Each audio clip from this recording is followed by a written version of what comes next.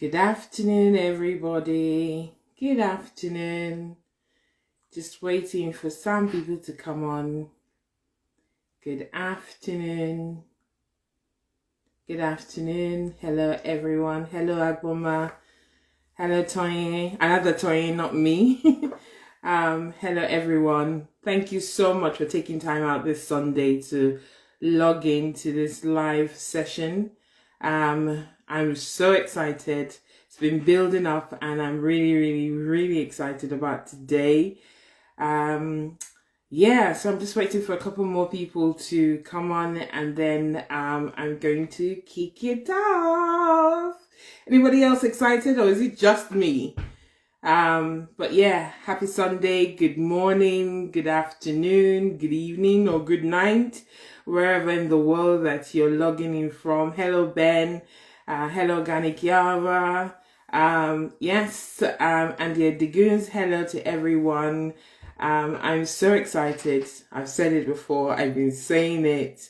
Diabetes is obviously something that's dear to my heart. So anything diabetes, I wake up, But yeah, I'm grateful to everyone who's taking time out on this Saturday to actually join in with me to have a discussion about diabetes. So really, I'm just going to give an overview. A lot of people, I've had questions over the years. People have asked me what diabetes is all about. They want to know. Some people hear diabetes, they get palpitations and they think having a diagnosis, their life has come to an end, but obviously not. Diabetes, people can live with diabetes and live well. Obviously, it is the foundation. So today is all about simplifying things, just making things simple, just explaining what it is in a layman terms, just so that people can actually get ownership, and get knowledge. So you don't have to technically have diabetes yourself.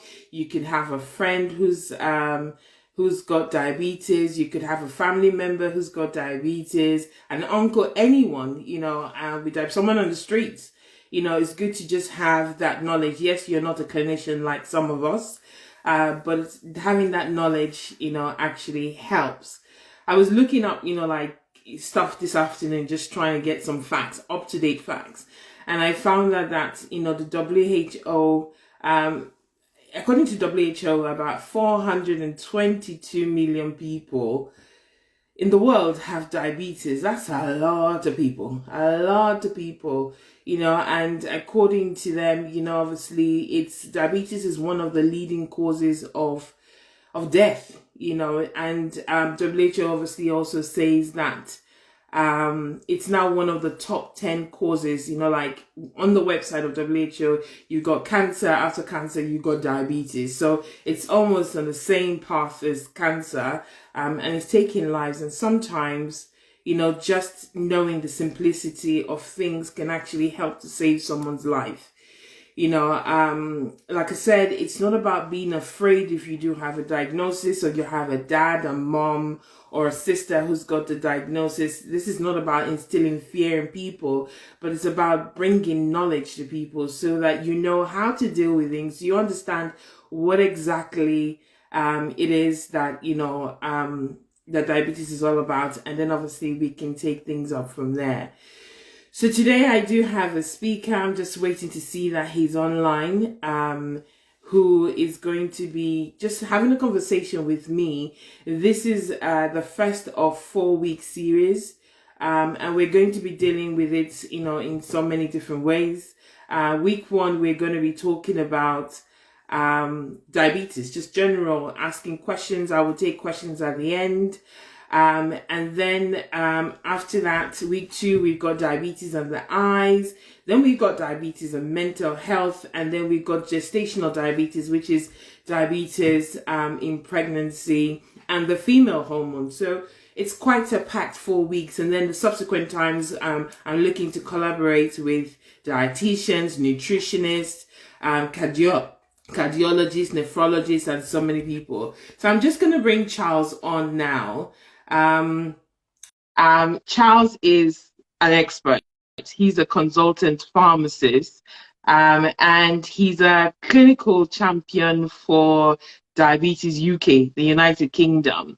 I'm a specialist in diabetes, but if I have any questions, most times I will go running to Charles because he knows it all. He's got three masters, people, three, not one, not two. Some of us have got one or two. Charles has got three masters. He's got a master's in pharmacy, a master's in clinical pharmacy, hospital clinical pharmacy, and he's also got a master's in diabetes. So my hat goes out to Charles. I'm just waiting for him. I did invite him on a minute ago. I don't know what's happened. Let me just get him back. Yeah, he was trying to connect. Sorry, people. Charles is new to Instagram, so yes. Hello, Charles. Well done. You made it. You're right. Ah, well done, well done, well done. Right. So we obviously we're talking about diabetes. I introduced you about the master of diabetes, clinical champion, consultant pharmacist. Hello, sir. Right. So today we're just going to be simplifying things for quite a lot of people, talking about diabetes. So Charles, can you just tell everyone in simple terms, no clinical language or anything, what diabetes is? Sure, I'll try. It's very difficult not to, but I will try. So, hello everyone, and thanks for joining the talk today. I think it's a very essential talk, so hopefully you'll get something from it. So, in terms of defining diabetes, I think in the most simplest of terms, diabetes is the overcrowding of your blood by sugar. So, having excess sugar in your blood. So, your blood is overcrowded with more sugar than it requires and more sugar than is necessary for the healthy function of your body. So to sort of bring that a bit more closer to home, there is an analogy we like to use, and we call it the lock and key analogy. So pardon me for a moment and just think about this, okay? So for example, you have a locksmith that makes keys for you. And you have a cell that's sort of a maximum security cell, and for that reason, it has a special lock on it, which only one locksmith can actually make the keys for it. The locksmith is often referred to as your pancreas, all right? And the key that is made is called insulin. So when you actually eat your food, you end up producing sugar, which we often refer to as a culprit. And sugar is fine because it goes into the maximum security cell, works hard, and makes your body function well. But when the sugar overcrowds your bloodstream, it becomes toxic, it makes a riot, and it starts to destroy things. So for people without diabetes, what will often happen is you have your meal, you create the sugar culprit, the locksmith from your pancreas that produces the key called insulin, it opens the maximum cell, a security cell, and then the sugar goes in. So there's never a time when you have an overcrowded bloodstream with sugar. The reverse is the same with diabetes. So that's how we define diabetes. And when you have a dysfunction in that process, or when that doesn't work as you want it to work, we now start classifying the different types of diabetes. Okay, right. Simple enough? Well, yeah, locksmith, jail, like jail times keys, obviously that I'm hoping that people are getting the simplicity of this, from your explanation. And that's actually quite good, knowing that obviously you need the right key to fit into the right door, so to say, to produce what you actually want. So if somebody gets, like I have people who I either bring into my clinic or I get on the phone and I say they have diabetes and they feel like that is the end of the world. Like I literally have given them a death sentence. Yeah. Should people really be concerned about having diabetes? Is it something that people should be concerned about? So, yes, in reality, you should be, but I guess in terms of how concerned you are will vary depending on what kind of diabetes you get. Okay, so that's why I talk about the classification of diabetes. Every diabetes is different and the management is different, but they all have the same principle, which is an overcrowding of sugar in your blood. So why should you be concerned? You should be concerned because diabetes, like you said in your opening statement, in relation to hypertension, which is high blood pressure, or high cholesterol in your blood, and other factors such as your ethnicity and so on, increases your risk of dying from diseases such as heart diseases, dying from diseases such as what we refer to blood vessel diseases that could lead to you losing your leg, losing your sight. So it is a concern because, as I said, that overcrowding of sugar in your bloodstream is not something the body is used to. So it has to be resolved. So yes, it is a Okay. concern. Okay, interesting. You mentioned about different types of diabetes because obviously for the purpose of today, we're going to be focusing on one of the types, which is type 2. But can you just briefly, like for like 2 minutes, just give us an overview? Because I think people hear diabetes and they immediately like categorize people and say it's because you don't eat right. That's why you have raised sugars. What Yeah. are the different types of diabetes that you know So, that they are? So obviously it's always good to avoid stigma. So trying to avoid the stigma. But when it comes to classification of diabetes, we can sort of return back to the lock and key approach. So as I said earlier, you have the locksmith, who's your pancreas, that produces a key, there's insulin, to let the sugar culprit get into the maximum security cell. Okay. So as we said earlier, people that don't have diabetes, they have their meals, they produce sugar, and then the sugar is sent into the cell with the key insulin from the locksmith, the pancreas. That's fine. Now, when we say you have diabetes, multiple things are occurring at that point to create the overcrowding of sugar in your blood. And whatever that reason is determines what we will classify your diabetes as.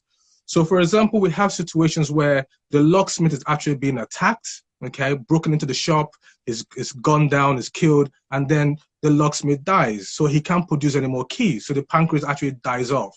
We often refer to this as an autoimmune situation where the body attacks the locksmith and kills the locksmith. So for that reason, what happens? You're having your meal, your sugar gets into your blood, it gets overcrowded because there's no key to open the cell to send it in. And that's often what type 1 diabetes looks like. And that's why it happens very early, and then there is a problem. When it comes to the other type of diabetes, the other major type, which is often referred to as type 2 diabetes, what happens in this situation is that you have your locksmith, and the locksmith is happy to make enough keys for the amount of cells that exist. So because he makes the lock, he makes the keys, everyone is happy. But there's a situation where often obesity, being overweight, because of the high amount of cholesterol in the food you eat, you create an overcrowding in the bloodstream. So the locksmith has to make more keys to open more doors and build more, let more sugars go into the cells. So as it's making more keys, the pancreas, which is the locksmith, has a limited capacity and at some point breaks down and goes on a sick holiday and ends up producing a lower amount of insulin and struggles to actually outpace the amount of glucose or sugar getting into your bloodstream. Again, that often sometimes could lead to a situation where you have an overcrowded bloodstream with sugar.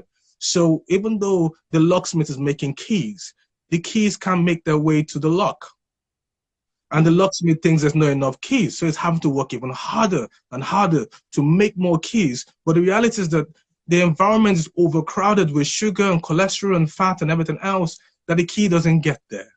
We often refer to this type as type 2 diabetes. Okay, so those are the two major ones. But as again, if you read in the newspapers and magazines, that all the types, which are also referred to the fact of maybe the locksmith shop wasn't built properly, so they suffer a building dysfunction within the shop, which was what we refer to as genetic problem. So they have a genetic change in their building of their pancreas and so on, and that could alter the way they produce the keys. So these are three different things. So we attacking the locksmith not being available anymore to make keys, the locksmith making keys, but the system is overcrowded with sugar and fat that the keys can't get to where they are, so it's under pressure and it doesn't have the capacity, or the building of the locksmith shop in the first place wasn't built properly, so the keys are not actually produced properly. And these are the key things at the moment that we know affect and create diabetes. Wow, that's a great explanation. You see why I say that he's the I don't want to use the Nigerian terminology, but he's like the main man. Yes, so great explanation. Obviously, like I said earlier on, today for this, we are going to be focusing on type 2 diabetes. So you mentioned earlier about races, like different races, and obesity and everything. Are more races more prone to diabetes? Like if you're of a certain race, you're more prone to diabetes. And if they're more prone to diabetes, then why?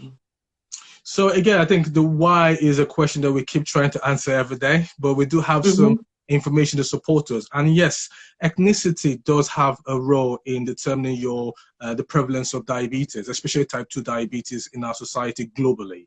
And the reason Mm-hmm. for that is that different ethnic groups have different genetic makeup. So we often Mm-hmm. say diabetes in itself is a collection and interaction between two things: the genetic Mm-hmm. makeup of the individual and the environment.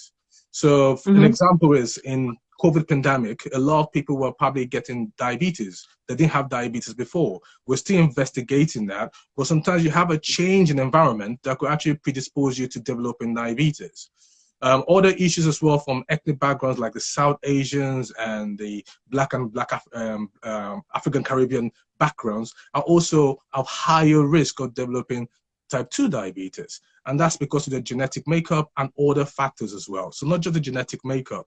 So other factors include things like access to care, social and economic strata, so social deprivation, health literacy, cultural belief, health beliefs. There's so many factors that come together that actually make certain ethnic groups more prone to developing type 2 diabetes compared to our white colleagues. Does that Wow. help? Yeah, yeah. I don't know if people are getting it. Obviously I know about it because I'm a clinician, but this is mainly for people who are on the platform and listening, and we'll catch up later just to get them to understand, what it is. Now, earlier on, you mentioned about blood pressure and cholesterol. Well, diabetes, a lot of people say diabetes is about sugar. Why should I worry about my blood pressure? Or why should I worry about my cholesterol? Can you please answer and just say to us, if we're thinking about sugar and the locksmith and all of that, how is blood pressure now and cholesterol now related to a locksmith who's making insulin? Can Right. you just tie all of it together? Okay, I could try, but I guess I'm probably need to bring the plumber in this time. But but having said, I think the best way to think about it is I'll give you an analogy. You go in, you buy a garden hose pipe, okay? And you go home and you want to water your pot flowers. That's fine. So you get your hose pipe, you hook it up to your tap, you open your tap very slowly, the water flows through the pipe, and then you water your plant. That's basically what should happen in everyone without that's healthy and doesn't have any problems. When it comes to Mm-hmm. diabetes and their interaction with things like physical inactivity, sedentary lifestyle, hypertension, cholesterol, what happens within that pipe is a very different thing. So you have a situation where sugar is like pouring sand into water, it becomes a bit more Mm-hmm. gritty, a bit more sticky. And for that reason, the water in the pipe isn't flowing as fast as you want it to flow. Okay, it's flowing a lot Mm-hmm. slower, it's a lot more sluggish.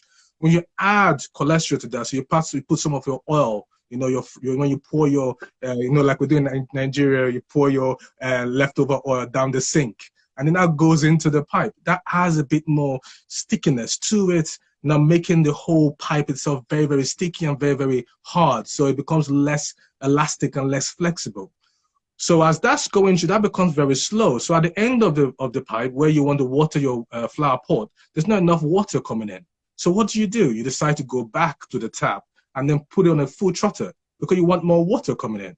So that's your blood pressure. You not create a pressure that starts to build up within the pipe because if the fluid is moving very slow because of the buildup of the cholesterol and the sugars and everything else, and the pressure is pushing back because the fluid is moving slow, and now you've increased the pressure, and then you're having big pressure pushing back, which often now leads to the pump breaking down that pumps the water. That's your heart.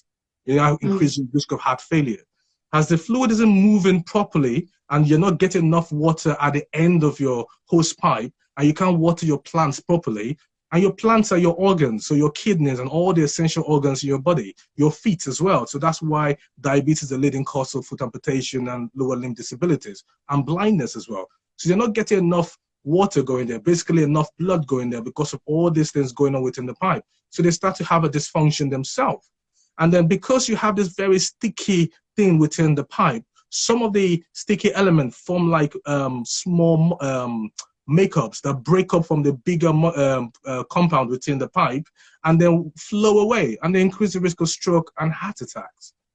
So diabetes is not on its own. Diabetes makes all these things worse, and all these things make diabetes worse. You know, and this is why it's very essential that when you talk about diabetes, it's not just about sugar. It's the blood pressure, it's the cholesterol, it's the physical activity, it's the diet, it is the socio-economic status of the person, affordability of the person. All those things come together. The language barrier, the cultural barrier, you know, the health literacy barrier, all of that comes together for us to address diabetes, especially type 2 diabetes. Okay. See, that's a really good explanation. I always add to that, and I call it the triple time bomb. You know, like the main triple time bomb. I call it diabetes is one bomb, hypertension is one bomb, and cholesterol is another bomb. Yeah. Action movies.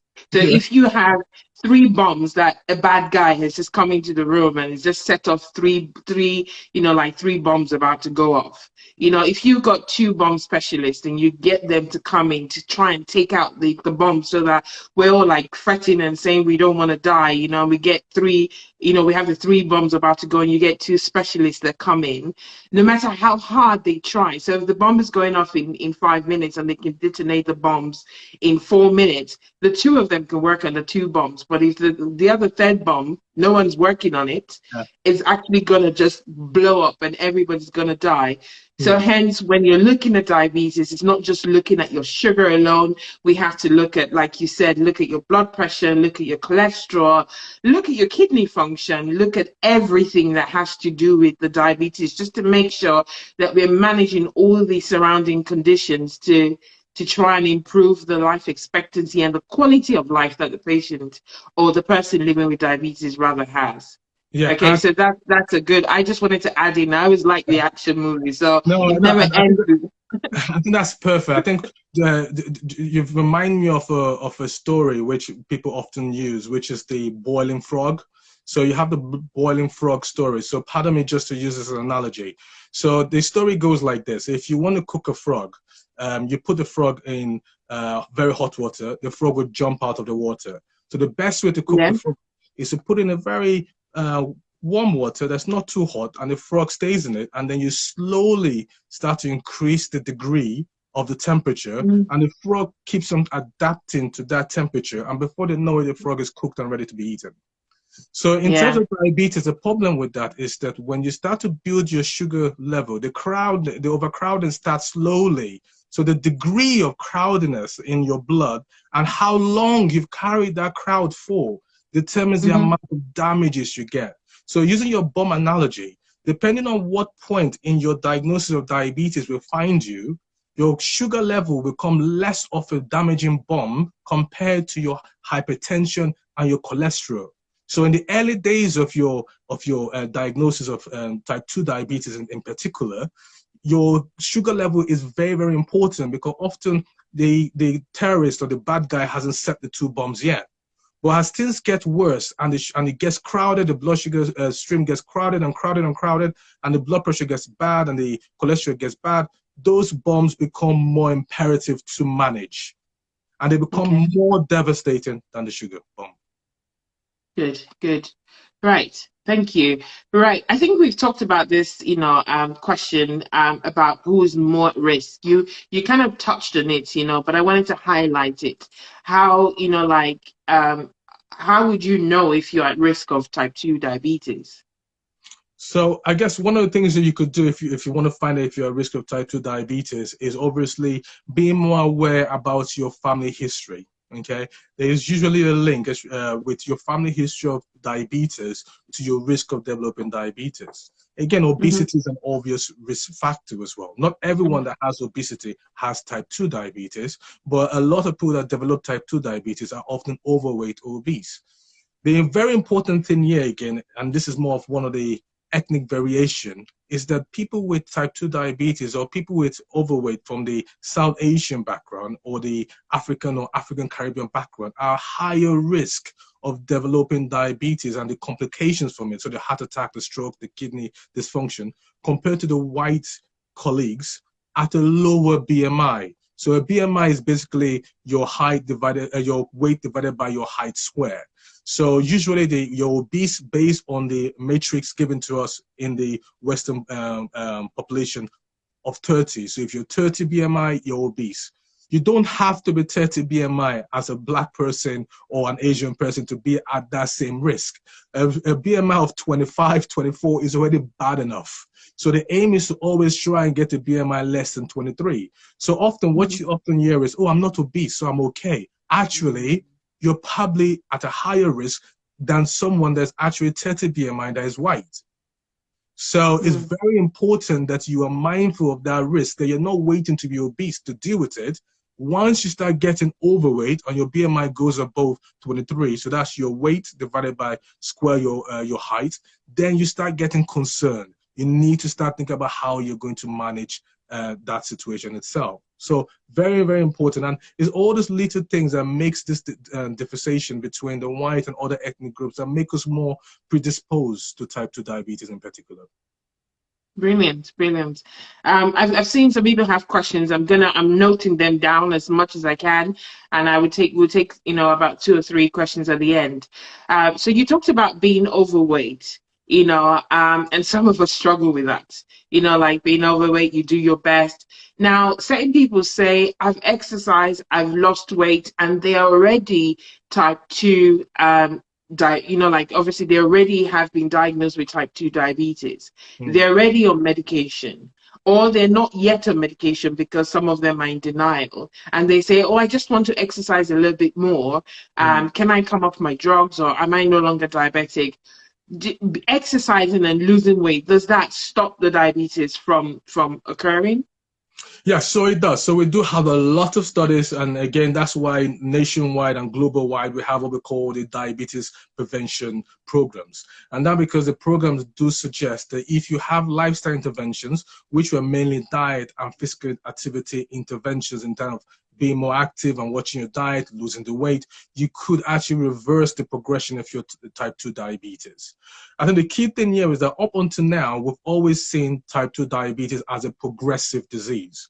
But we do have evidence at the moment that suggests that depending on what stage you develop your type 2 diabetes, you might be able to get into what we call type 2 diabetes remission, which is basically you push yourself into a normal range like everyone else. You reduce the overcrowding.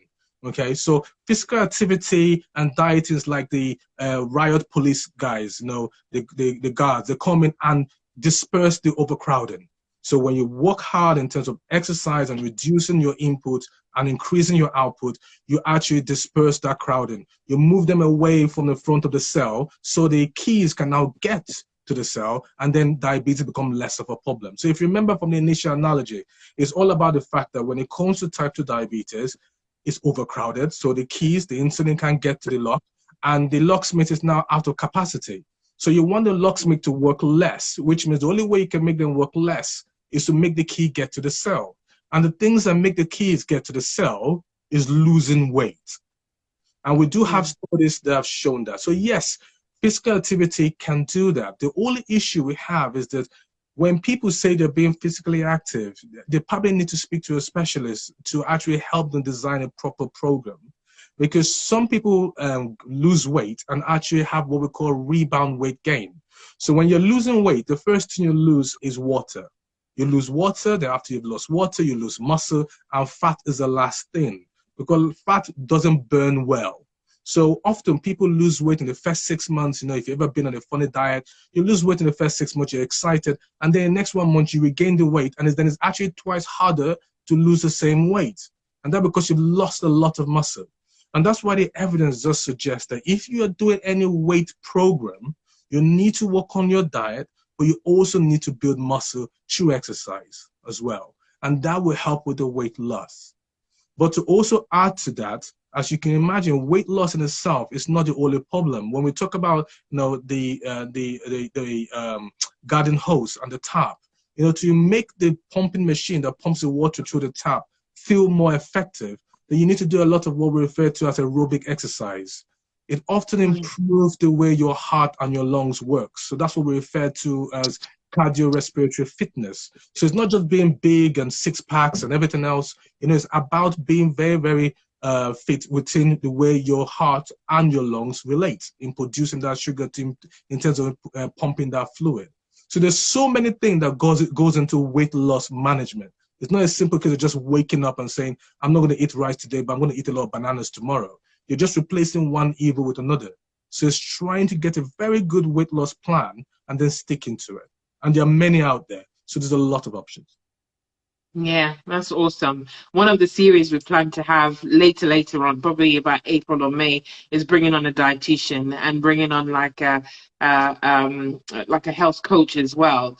You know, obviously family history. I've signed up with a health coach, and my God, is she working the muscles that I didn't think that I had. But obviously, I keep telling myself this is for you and it's good.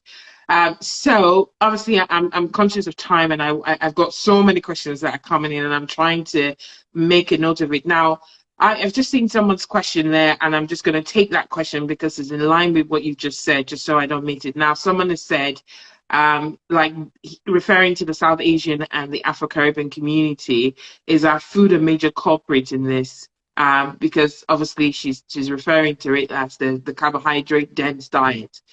You know, and if obviously our food is a culprit, how do we then handle it? Because you like your jollof rice, you like your pancakes, you like your curries. So how do you then obviously manage diabetes? Obviously, I know you're not a dietitian, and the day will come when we bring the dietitian in.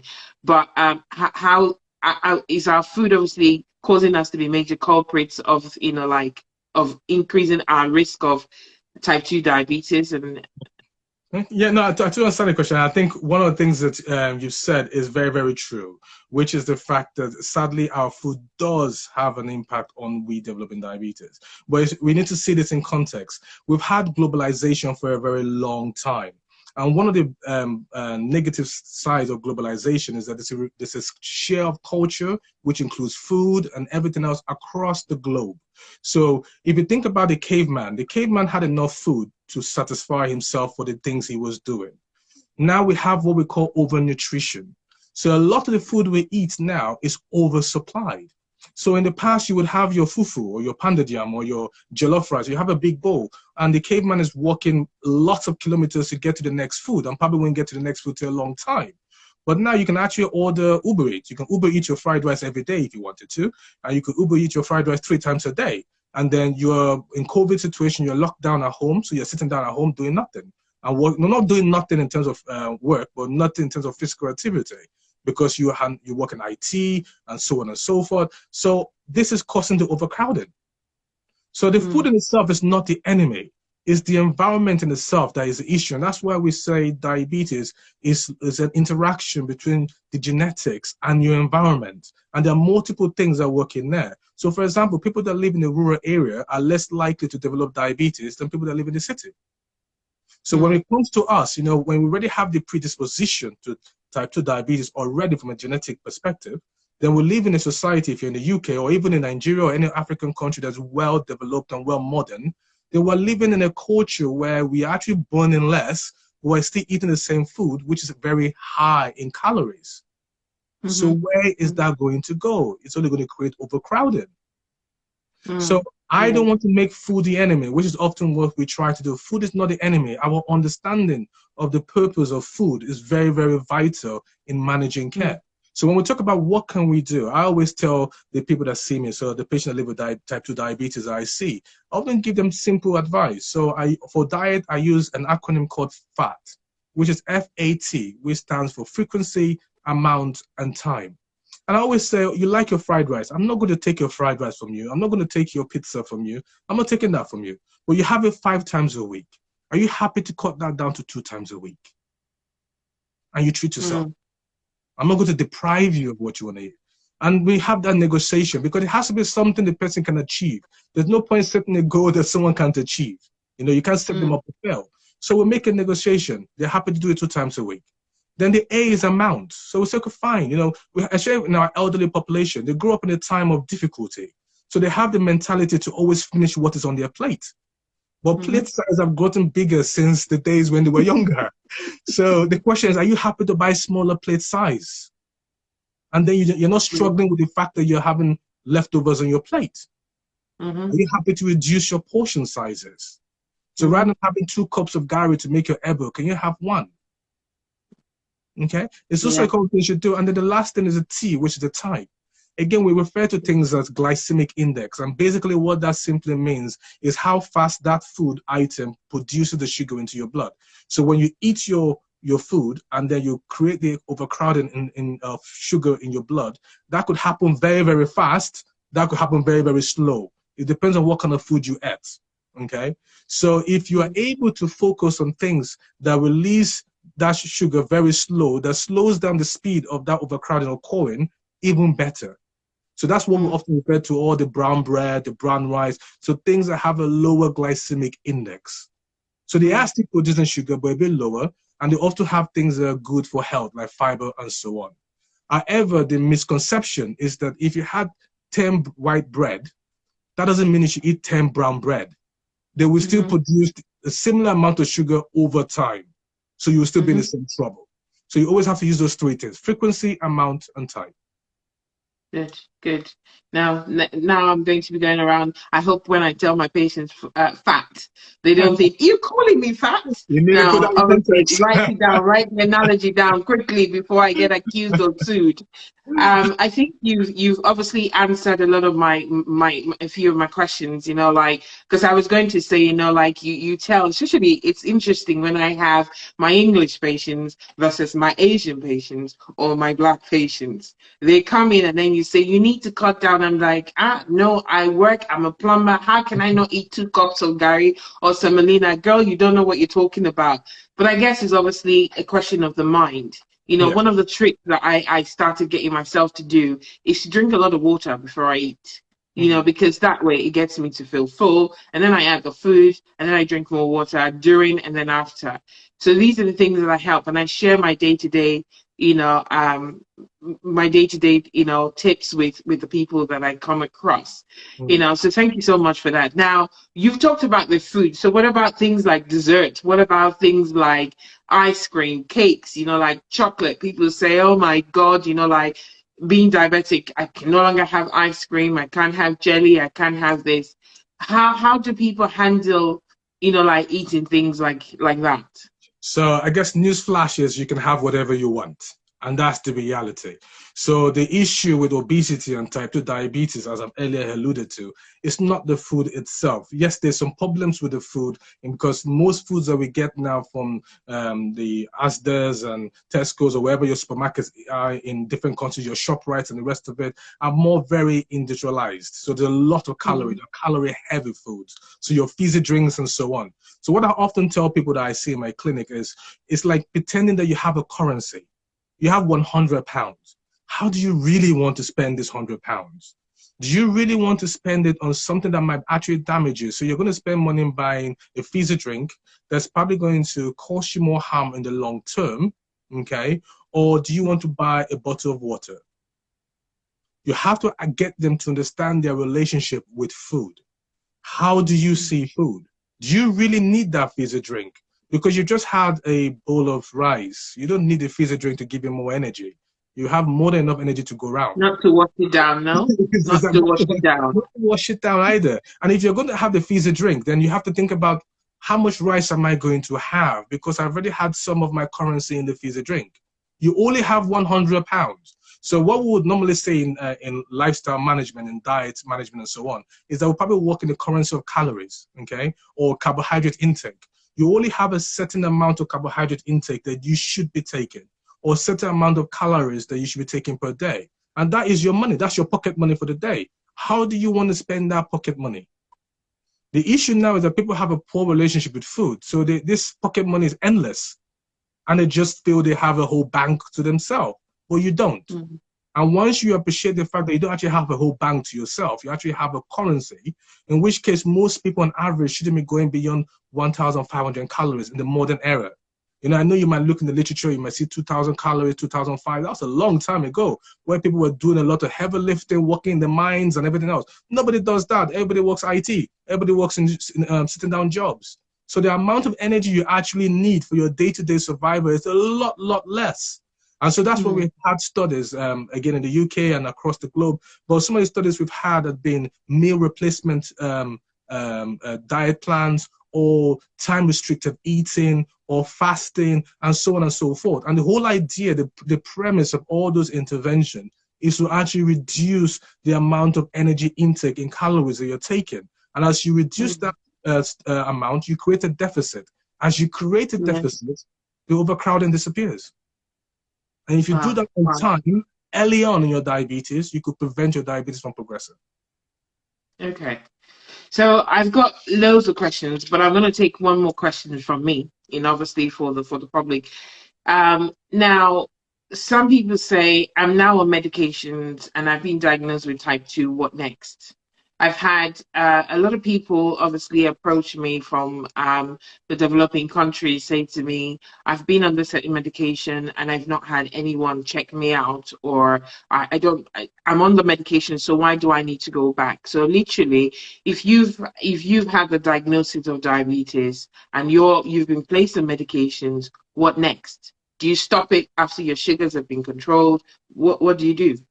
So again, that's a very delicate question because it depends on what part of the globe you're in.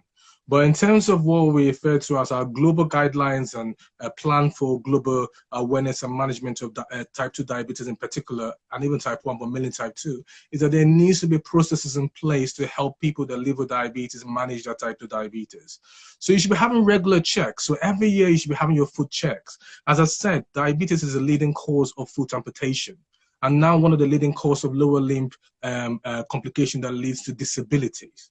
You know, you need to have an annual eye check, and it's not just going to your optician, it's looking at the behind your eye, into the retina. And that's because diabetes is a leading cause of blindness and loss of sight. So those two things are very important in themselves. Then we've talked about the TAP situation. So you need to have your blood pressure checked regularly. You also need to have your cholesterol checked regularly and your sugar checked regularly. And we also check proteins in your urine as well. So you need a urine test. And the reason for the urine test is that often we check for proteins in your urine. But you think about your kidney as a sieve, you know, and its sieves are very small holes. So because they're very small holes, you don't expect your protein to go through it because they're very big items. When you start to see those things in your urine, obviously there are caveats to that because there are other reasons why you could see that in your urine. But in the context of diabetes, when you start to see that in your urine, you're a bit concerned that you're having kidney damage.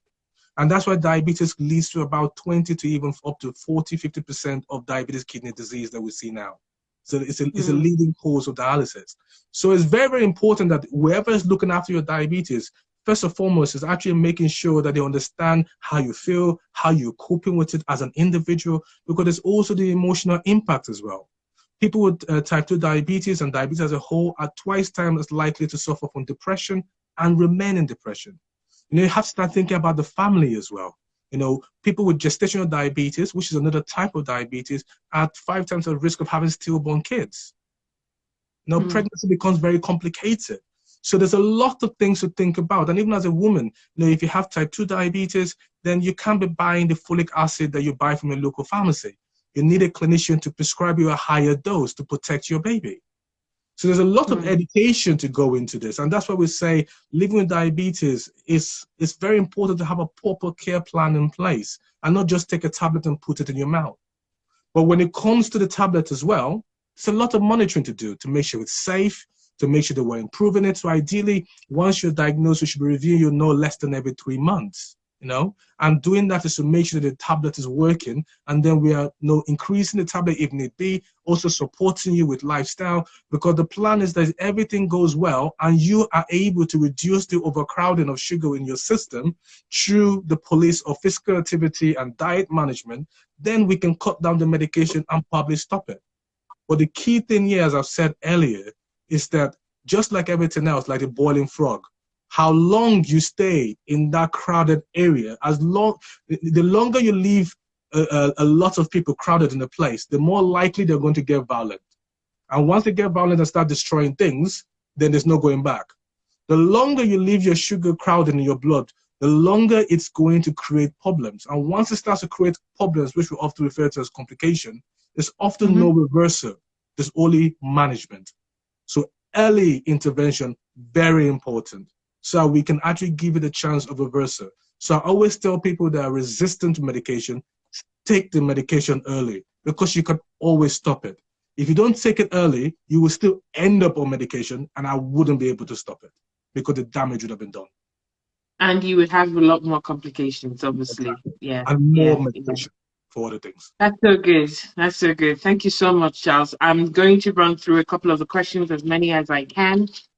Somebody said earlier, I think you were someone, Aya, who said, how would I know if my family members got diabetes, and what are the signs I should look for? I guess obviously, if you're from an African background, we do not tell our family and our children that we have a problem. Oh my God. Yeah, so how would you know that your mother or father or uncle or auntie has got, diabetes? I And guess what signs should they look so. out for? I guess the only definite way to know is to do a blood test. But the symptoms you can look out for are also related to the overcrowding of your blood sugars. So once you start getting overcrowding of sugars in your blood, your body tries to get rid of it because it knows it's harming you and it's toxic. So you start to pee it out. So again, one of the symptoms you see are people are excessively peeing. Because people are excessively peeing, and as I told you about the garden hose pipe, it gets so thick that the blood isn't flowing well. So the body tries to add water to it. Water moves without sugar you're peeing out. So because you're losing that water with the sugar, you become very thirsty. So you're always thirsty all the time. And again, because obviously, the cell, the high security cell requires the insulin as a key to open it for the sugar to go in, to give it a lot of energy to survive. The overcrowding stops the sugar from going in. So the people in the cell are crying, I've not eaten, I'm hungry. Where is the sugar? I can't see the sugar, because they're not really sure what's happening outside the cell. So they keep sending more messages to the brain to eat more. You get hungry all the time. People are always eating, never satisfied, because they're always feeling hungry, always feeling tired, because they're losing fluid from peeing it out. They're always thirsty, and all of that come together to create those symptoms. A major symptom that you see in men is erectile dysfunction, which makes it a difficulty because most men might not admit to that. In the UK, some of them go to the corner shop and buy erectile tablets, and I'm pretty sure it's the same in other places across the globe. But that might be a sign, especially in a South Asian and an African Caribbean person, that they might actually have diabetes. So they should be seen by their physician to test for that. Or the lady that's always having thrush, every other month buying a thrush cream, and they just buy it off the shop, thrush cream. That's probably a reason, because the reality is that if you're having a lot of sugar in your blood and the body is trying to get it out of your kidneys and to your urine, then you probably have a lot of residual sugars around your genital area and your bladder area, which often leads to more infections.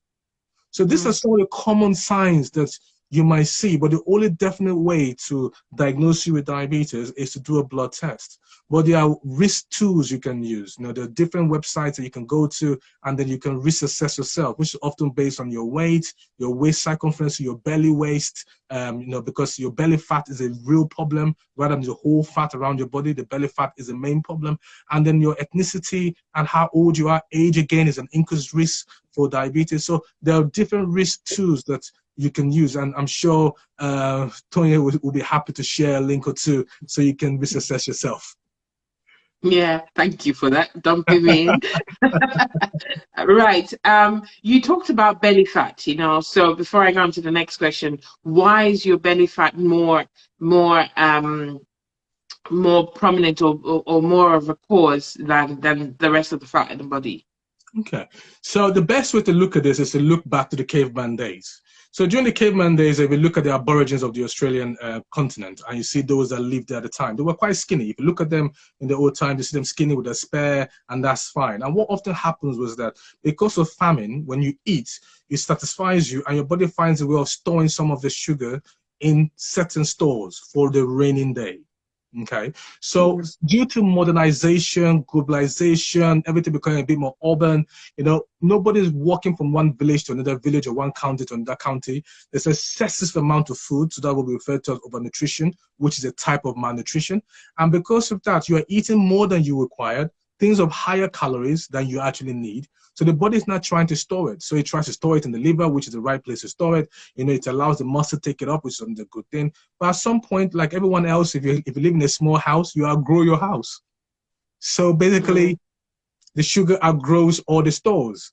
And then the body now decides to now say, okay, fair enough, just because it's you and you're my friend, I will store some of this excess energy in certain areas I shouldn't store it. So we call that ectopic areas. So that's what we call your adipose tissues. So areas around your pancreas and other areas in your body that things should not be stored in.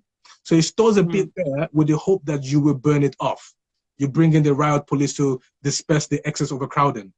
Well, you don't. You keep on making the crowdiness go on and on and on and on. And before you know it, everything else is now covered up with all the excess sugar and fat. And that now becomes toxic to all the organs, especially the organs that were not supposed to be covered by it in the first place. They become toxic to it and start damaging it and start killing it off. And then that's when you start having problems. Good. Thank you. Thank you for that.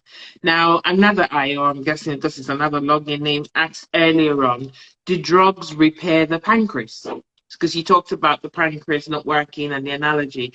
So this person wanted to know, do drugs repair the pancreas?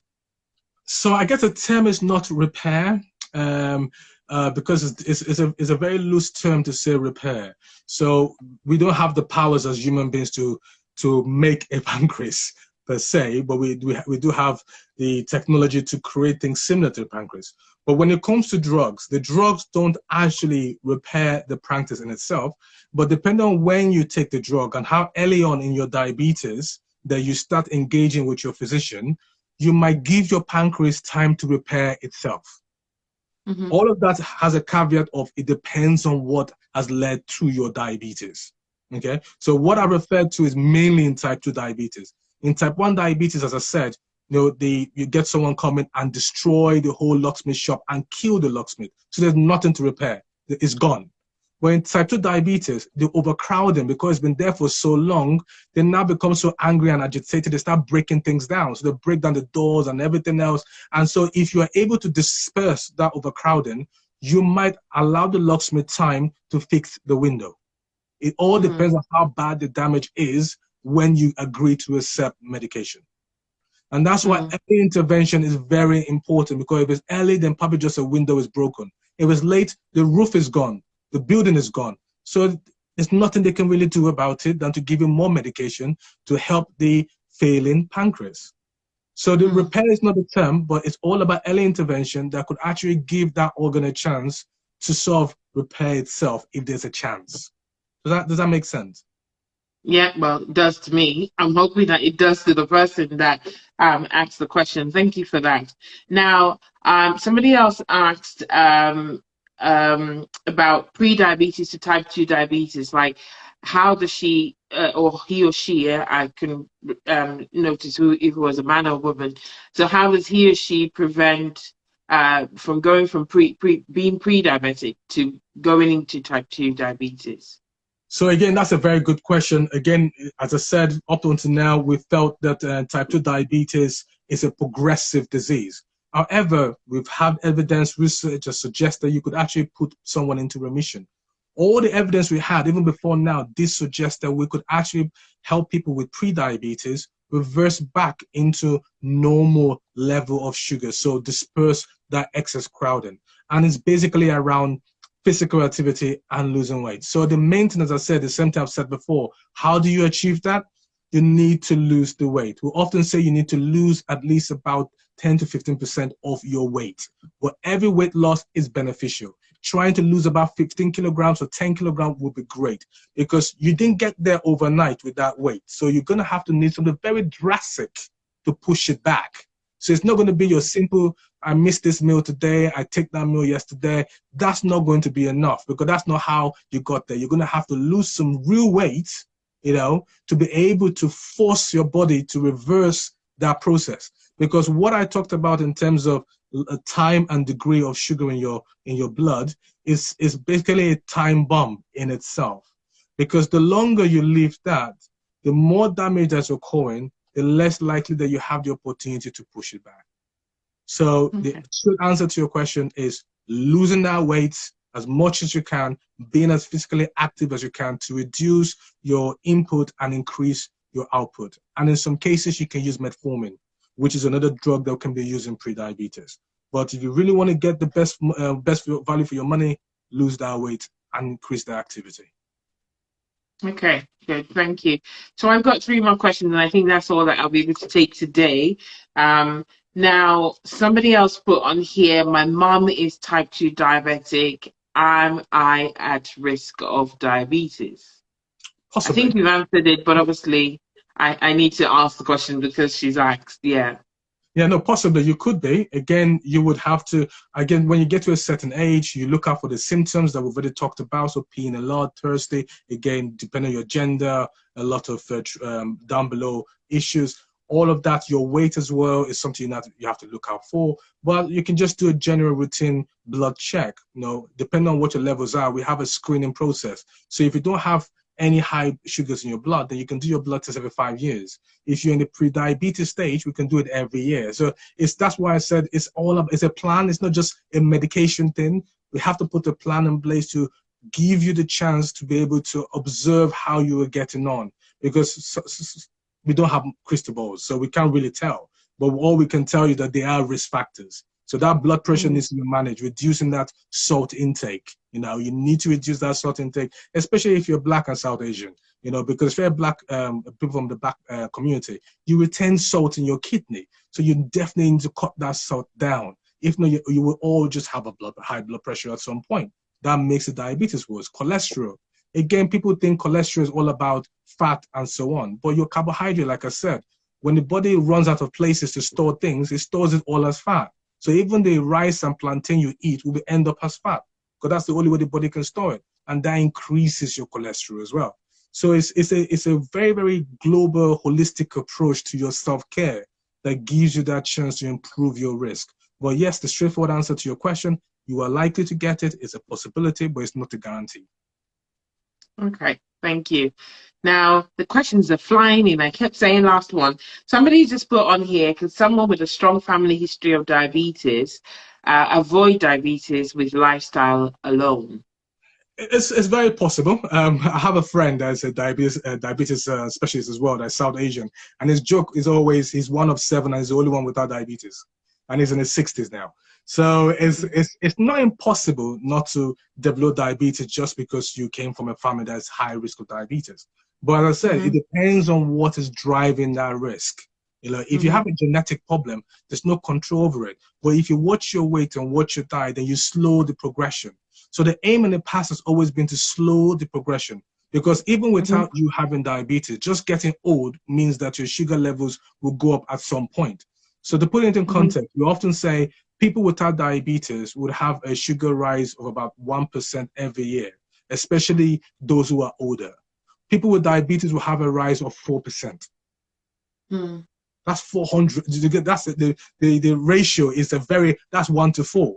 So for someone Yeah. without diabetes, it's a bit, no, you will get to hyperglycemia at some point. You might not, but you gradually lose, because the locksmith gets older as well. And at some point, the locksmith has to retire.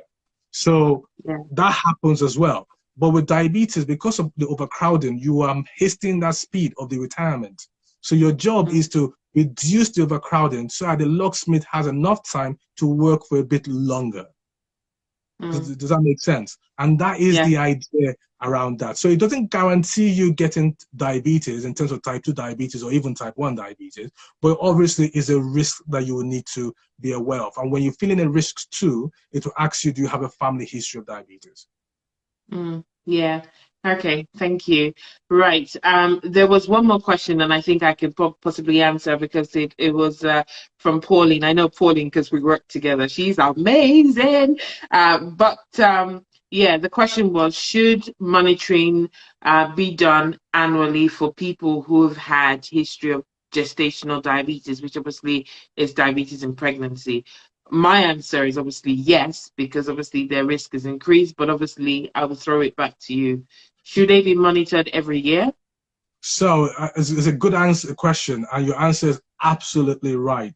It is a guideline, and it's not just a national guideline, it's a global guidelines. Every woman that's had gestational diabetes should be monitored every year, at least from the point of after giving birth. If we keep monitoring them and their sugar levels return to normal, and this is after we've done it maybe a year or 2 years in a row, and in 2 years in a row is normal, then we can change that from every year to every 3 years. Okay, and as if they remain in that situation where everything is normal, no problems, then we can change that to 5 years. And ideally, when they go to 5 years, they're like most people at risk. Anyone you think is going to be at risk of developing diabetes, type 2 diabetes, ideally 3 to 5 years repeat blood sugar monitoring in terms of the way we monitor it in the lab is recommended, because they could develop it at any time. But if you had gestational diabetes right from the point, it's not even a year, right from the point of actually giving birth to your kids, to your child, 6 weeks later, or at most a month later, you should be having a repeat blood test to check your sugar levels. And then you should be having interventions, monitoring more regularly. If it's getting better, then it goes every year. If it's getting better, we just keep on, increasing that interval. But it's very important that right at the onset, we're in there as quick as we can. Okay. Thank you so much. I'm really sorry to everyone else that I'm not able to take questions. I didn't realize I was going to get this many questions. We can't take all the questions. If you still have questions, please send me a DM, and I will do my best to either answer it. If I cannot answer it, I will go to the guru, who is Charles, to answer your questions. But obviously, diabetes is so important. I live, I breathe. I don't have diabetes, but it is my baby. And I'm so passionate because of all the lives that are really being taken so short from us. I have a personal experience. I won't go into it today. So people, today was about simplifying it. And thank you so much, Charles, for coming in and for obviously giving us your time. So thankful to you. So I'll keep you on here while I wrap up. Just to say thank you to everybody who's taking our time from your Sunday afternoon to just tune in. We have 3 more weeks of the month of March series. Next week we have Dr. Chibuzo Uwadi, who's going to be talking to us about the eyes. Like, the eyes are delicate. I do not want to lose my eyes. So she's going to be covering topics around diabetes and the eyes, and really explaining what retinopathy is. I just know retinopathy, and that's it. I'm like, you got this great, but she's going to do it justice to try and obviously give us advice. We also have somebody else. You talked about mental health, Charles, about it, like obviously people dealing with their mental health and being diagnosed with diabetes. We have Dr. Tonya Ogan, who's going to be coming on and trashing this topic with us. And then lastly, we have Dr. Rukenga Kimtile, who's going to be talking to us about gestational diabetes. She's a registrar in obstetrics and gynecology. So she's going to be dissecting that pregnancy in women and what do you do afterwards. And then obviously talking about women's health, which is what you talked about. So obviously, people who've got questions and you have topics around the diabetes that you want me to cover, I have a lot of friends in high places, as you can tell. So obviously, let me know if I need to bring in the cardiologist or the urologist. I just need to know how to cook the nice food, and they will say yes. So thank you so much, Charles, and thank you, everyone. I really appreciate the time, and see you all next week. Take care. Bye. Bye.